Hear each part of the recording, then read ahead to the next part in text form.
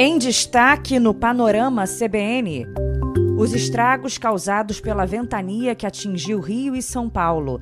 Na capital fluminense, um ex-jogador do Botafogo é uma das vítimas da queda de um muro.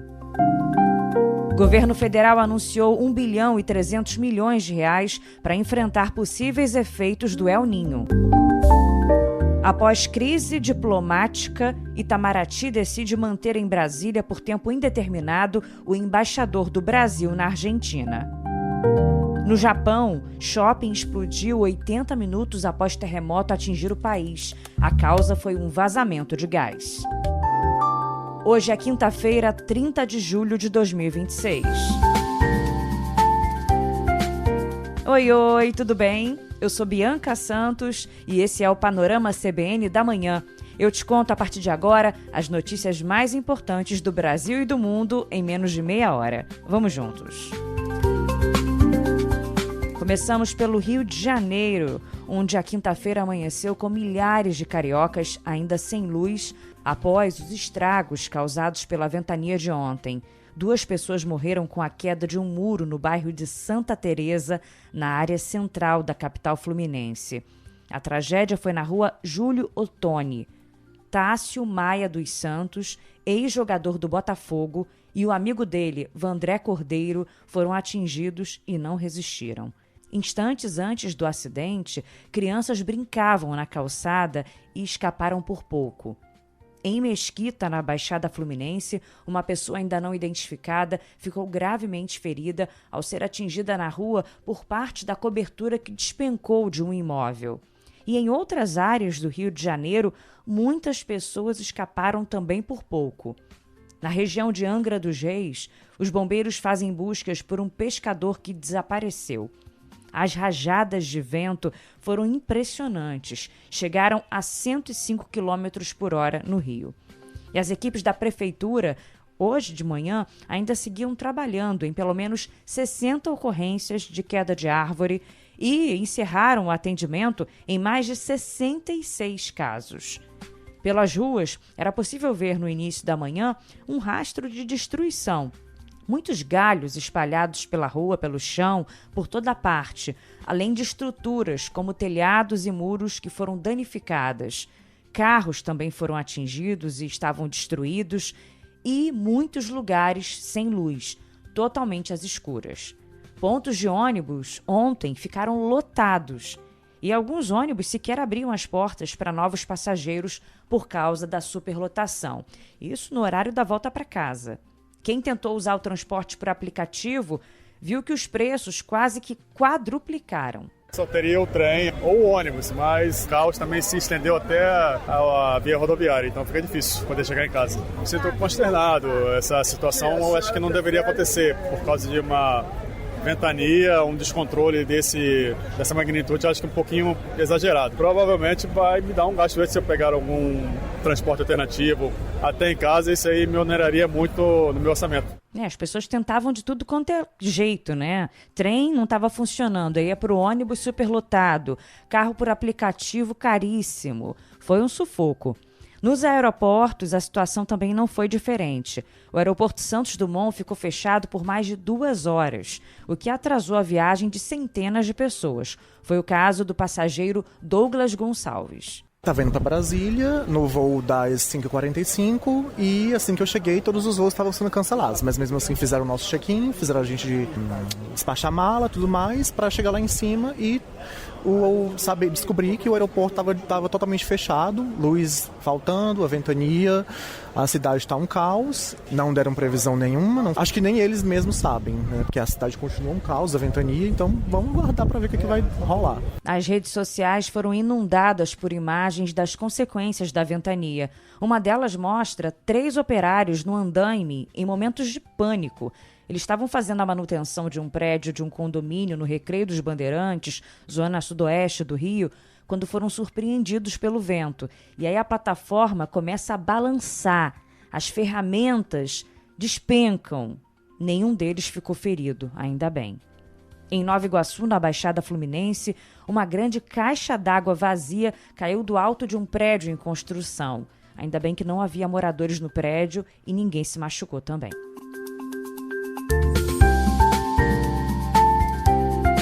No estado de São Paulo, as rajadas de vento chegaram a 124 km por hora e 3 pessoas morreram em decorrência da ventania. Um homem de 62 anos não resistiu no município de Cesário Lange, quando o carro em que ele estava foi esmagado por um eucalipto de grande porte. As outras 2 mortes foram registradas no litoral. Um homem em situação de rua foi atingido por uma árvore no Canal 5, em Santos. E um pescador de 50 anos morreu após o naufrágio de uma embarcação em São Sebastião.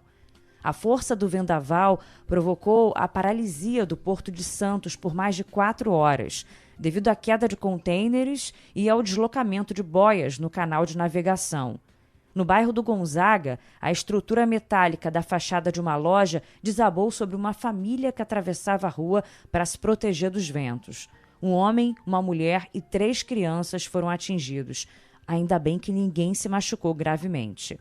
Em entrevista à TV Tribuna, o caminhoneiro Gilmar Daniel Dias contou emocionado que quase foi atingido por um poste. Quando acabei de encostar o carro, veio o vendaval.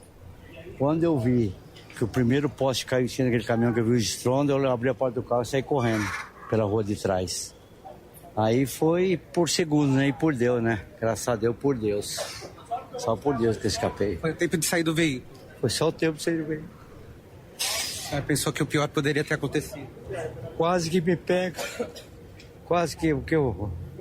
Mas graças a Deus eu saí vivo. Que susto, hein, coitado.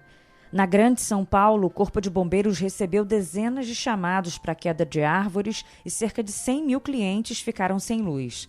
Dezenas de voos também foram cancelados em São Paulo ou desviados nos aeroportos de Guarulhos e de Congonhas. Bom, na TV Globo, o meteorologista César Soares explicou o motivo do grande vendaval no Rio e em São Paulo. Ao chegar na região sudeste, na região costeira de São Paulo e na costa do Rio de Janeiro, encontrou uma atmosfera extremamente aquecida. Nesse processo, a gente tem um choque de massas de ar muito efetivo. E nesse choque de massas de ar, a gente acaba tendo uma condição de formação de ventos intensos, né? O que a gente chama em meteorologia de frente de rajada. Até o final do inverno, ao longo da primavera, essa situação pode se repetir novamente. No Rio Grande do Sul, as fortes chuvas provocaram estragos em 128 cidades e deixaram mais de 1.000 pessoas fora de casa. A elevação dos rios provocou a destruição de pontes, quedas de barreiras e o bloqueio de rodovias, deixando comunidades rurais isoladas. Em Porto Alegre, a elevação do Guaíba fez o nível de água ultrapassar os 2 metros no Cais Mauá, atingindo a cota de atenção. A Prefeitura alerta que o nível deve continuar subindo nas próximas horas com a descida das águas dos rios do interior. A previsão do Serviço Geológico do Brasil é de que o nível do Guaíba pode passar de 3 metros de altura, que é a cota de inundação na região do centro de Porto Alegre. Ao todo, 7 rios gaúchos estão em alerta em várias regiões do Rio Grande do Sul. O Taquari continua acima da cota de inundação em Lajeado. Famílias que tinham voltado já para casa após a enchente da semana passada tiveram que retornar para abrigos da cidade. Em Santa Catarina, ventos de até 90 km por hora provocaram destelhamentos, quedas de árvores e interrupção no fornecimento de energia elétrica. O município de Garuva foi o mais atingido pelas tempestades, registrando danos em pelo menos 20 casas e estragos num ginásio. O vendaval, provocado pela passagem da frente fria, também causou ocorrências em Joinville, São Bento do Sul, Lebon Regis e Imbituba, com episódios de queda de fiação e árvores sobre moradias. A frente fria que provocou estragos no Rio Grande do Sul e em Santa Catarina também atingiu o Paraná, com rajadas de vento acima de 80 km por hora. E o temporal causou destelhamento de imóveis, quedas de árvores e cancelamento de voos na região metropolitana de Curitiba e em municípios do interior. Segundo o balanço da Copel, as fortes rajadas de vento deixaram mais de 108 mil imóveis sem energia elétrica em todo o estado. Bom, para hoje, o que a gente tem? Algumas áreas do sul e do sudeste ainda podem registrar ventos fortes, mas a tendência é de que as rajadas percam intensidade e fiquem bem abaixo das registradas ontem. Os ventos mais fortes desta quinta-feira devem alcançar cerca de 50 km por hora em pontos de São Paulo, Rio de Janeiro, Espírito Santo, Mato Grosso do Sul e no litoral da região sul. Quer dizer, uma intensidade bem menor dos mais de 100 km por hora que a gente viu ontem, né? O Instituto Nacional de Meteorologia mantém um aviso de perigo potencial para ventos costeiros até às 11h59 da noite de hoje. E esse alerta vale também para áreas do sul da Bahia, do Espírito Santo e do litoral do Rio de Janeiro, incluindo as Baixadas e o norte fluminense.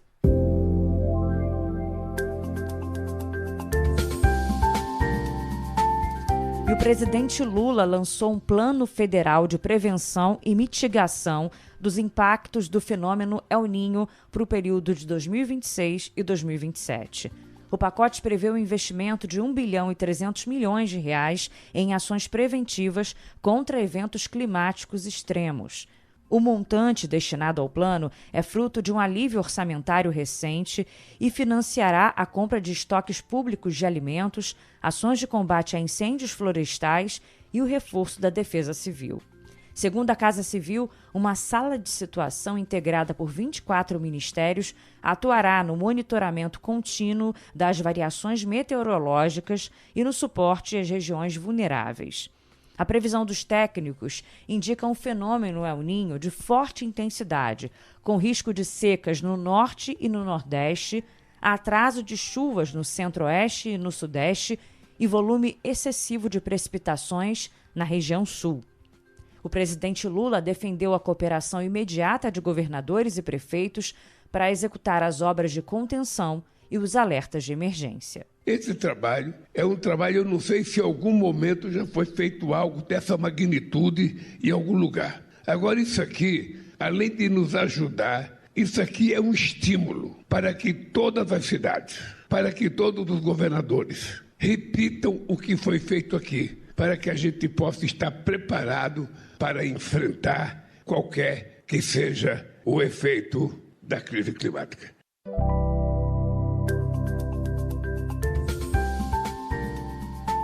Vamos mudar de assunto agora e falar sobre a crise diplomática envolvendo Brasil e Argentina. O governo brasileiro decidiu manter em Brasília por tempo indeterminado o embaixador do Brasil na Argentina. A decisão foi tomada depois de uma reunião de Júlio Bitelli com o presidente Lula e o chanceler Mauro Vieira. Ontem, durante discurso em Brasília, Lula criticou Javier Milei e também rechaçou a postura dos Estados Unidos em relação às eleições. Nós tivemos que negar o visto para 2 jovens que eles estão mandando para o Brasil para se intrometer nas eleições brasileiras. Nós negamos o visto. Vocês viram a papaguada que fez aqui o presidente da Argentina. Eu não falei nada, porque a minha relação é uma relação de chefe de Estado com Estado. E eu gosto do povo argentino e não vou ficar trocando coisa com aquela coisa. Bom, Itamaraty optou por aguardar a evolução do cenário político e diplomático no país vizinho antes de autorizar o retorno do embaixador a Buenos Aires. Bitelli foi chamado de volta ao Brasil para consultas, após os ataques do presidente argentino Javier Milei ao presidente Lula e ao ministro do STF, Alexandre de Moraes, naquela convenção que oficializou a candidatura de Flávio Bolsonaro. E ontem também, Milei assinou um decreto para impedir a entrada e expulsar estrangeiros que promovam ódio, discriminação ou ofensas contra cidadãos e símbolos do país. A medida ocorre em meio ao agravamento da crise diplomática com o Brasil.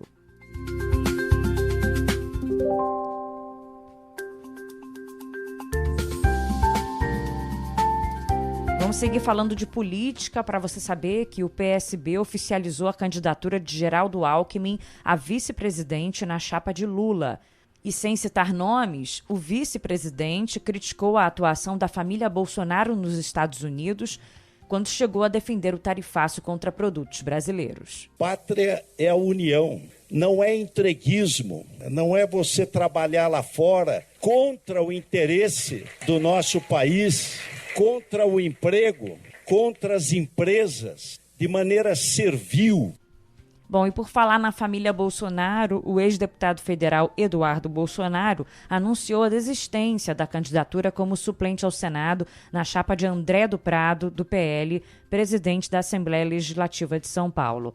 A troca já estava prevista há algumas semanas dentro da chapa do governador Tarcísio de Freitas, do Republicanos. Lembrando que Eduardo está inelegível em virtude de uma condenação recente no STF por coação no curso do processo que levou à prisão do pai, por tentativa de golpe de Estado. E a defesa de Jair Bolsonaro informou ao Supremo Tribunal Federal que ele não tinha conhecimento prévio, nem autorizou o uso da imagem dele e da voz naquele vídeo gerado por inteligência artificial exibido na convenção do PL. Na manifestação do ministro Alexandre de Moraes, os advogados alegaram que a alteração seria inviável devido às restrições judiciais que proíbem o ex-presidente de manter contato com os filhos e de receber visitas de Flávio Bolsonaro por 90 dias. Bom, a estratégia da defesa busca afastar o risco de revogação da prisão domiciliar humanitária de Bolsonaro e o retorno do ex-presidente ao regime fechado. Ao negar a ciência de Jair Bolsonaro sobre o material, a resposta da defesa direciona a apuração para a conduta de Flávio Bolsonaro e da cúpula do PL. Conforme ressaltou Moraes na intimação, a veiculação de conteúdo sintético em propaganda político-eleitoral sem consentimento do titular pode caracterizar deepfake, uma prática vedada pela Justiça Eleitoral. Agora eu te conto sobre uma reportagem do jornal o Globo, bem importante, que mostra que a auditoria do Tribunal de Contas da União, que identificou falhas sistêmicas na liberação de emendas PIX, revelada há 2 semanas, também apontou omissões graves sobre o destino de recursos que deveriam financiar obras como pavimentação de ruas, construção de calçadas e praças, além de ações sociais. Em uma amostra de 100 repasses dessa modalidade, em 41 casos, não há controle sobre a movimentação dos recursos que irrigaram o caixa de estados e municípios. Segundo o órgão, parte do dinheiro correspondente a essas emendas foi movimentado em contas bancárias sem relação com o objeto financiado, em desacordo com regras de transparência estabelecidas pelo Supremo Tribunal Federal. O Globo analisou as emendas apontadas pelo TCU com falhas no rastreamento e identificou que elas foram indicadas por 37 deputados e senadores. Ao todo, esses recursos somam 534 milhões de reais aproximadamente. E não é possível saber o que foi feito com parte desse montante. Uma reportagem bem interessante que está lá completinha no Jornal Globo de hoje.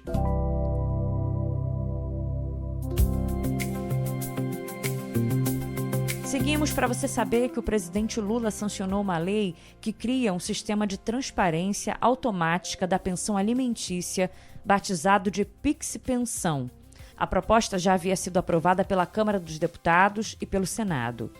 Essa lei altera a legislação para permitir que quem recebe pensão alimentícia peça ao juiz a transferência automática, mês a mês, do valor devido diretamente para sua conta bancária ou de um representante legal. Pelas novas regras, caberá ao banco fazer o débito na conta de quem paga a pensão nas datas definidas pela Justiça.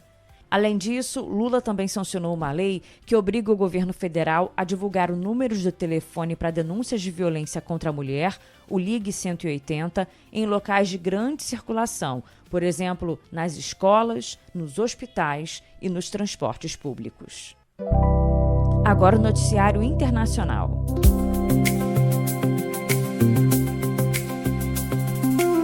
O ministro das Relações Exteriores da Ucrânia disse que um míssil de cruzeiro russo entrou no espaço aéreo da Polônia, membro da OTAN, durante a noite de ontem.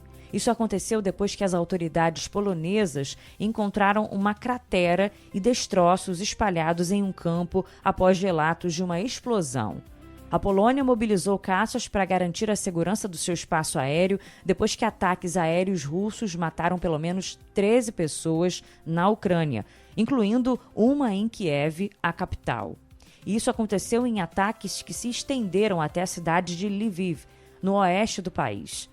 O primeiro-ministro da Polônia, Donald Tusk, disse que parece que foi um míssil russo que atingiu o país e que eles estavam preparados para abatê-lo. Porém, não havia perigo imediato porque o míssil caiu em uma área desabitada.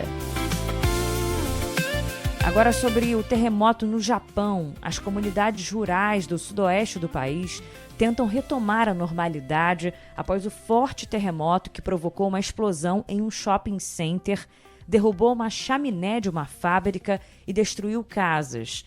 25 pessoas morreram, esse é o número até o momento. As chances de encontrar sobreviventes diminuem à medida que equipes de resgate seguem trabalhando na região de Kumamoto, onde o terremoto de magnitude 7.1 atingiu o país na terça-feira. O número de desaparecidos ainda é incerto. Segundo o governo da província de Kumamoto, ao menos 63 pessoas ficaram feridas, 5 delas em estado grave. E uma reportagem do G1 está contando detalhes sobre o shopping que explodiu cerca de 80 minutos depois do terremoto e provocou o desabamento do segundo andar, lançando destroços pelo estacionamento. Pessoas foram encontradas mortas também nessa explosão. Segundo o Wall Street Journal, a empresa que administra o shopping disse que o novo projeto havia sido desenvolvido para suportar grandes terremotos. Um objetivo que foi aparentemente alcançado, já que a estrutura resistiu ao tremor, mas não resistiu a uma explosão, que foi causada, ao que tudo indica, segundo investigações, por um vazamento de gás. E ainda dentro do noticiário internacional, eu te conto que o exército dos Estados Unidos lançou novos ataques contra o Irã. Mais cedo, ontem, o presidente Donald Trump disse que os Estados Unidos atingiram o país persa com muita força em retaliação a um ataque surpresa iraniano contra militares americanos na Jordânia. Agora o futebol. 2 jogos movimentam hoje a 21ª rodada do Campeonato Brasileiro. Às 7h30 da noite, o Corinthians enfrenta o Atlético Paranaense na Neoquímica Arena. E às 9h30, o Coritiba pega o Cruzeiro. Ontem, o Palmeiras goleou o Vitória por 4-0 depois da expulsão de 2 jogadores do time baiano. Com o resultado, o Palmeiras ampliou de 6 para 8 pontos a vantagem para o vice-líder Flamengo, que empatou por 1-1 com o Internacional. No outro jogo da noite, o Mirassol venceu o Remo por 2-1 e Fluminense e Bahia empataram em 0-0.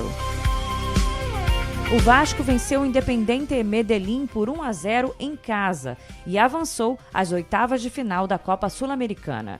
O Bragantino também se classificou ao derrotar o Sporting Cristal do Peru pelo mesmo placar, 1-0.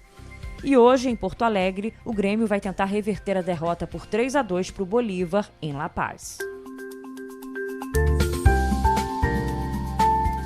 E a nossa partida termina aqui, o Panorama CBN da manhã.